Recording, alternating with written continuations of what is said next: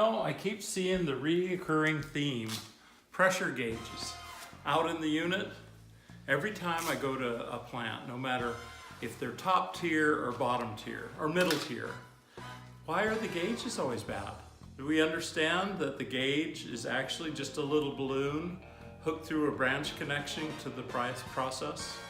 It's as close as we come to allowing the oil out of the pipe. And when a gauge is bad, block it in and put a tag on it. Don't just leave it going. Make sure that the root valve is closed down enough just to allow enough pressure to activate the gauge, but not too much in case it does blow out.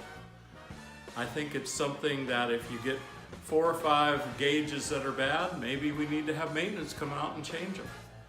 But in your surveillance rounds, when you see gauges that are not operating properly, I think it's definitely something we need to take care of and not just ignore.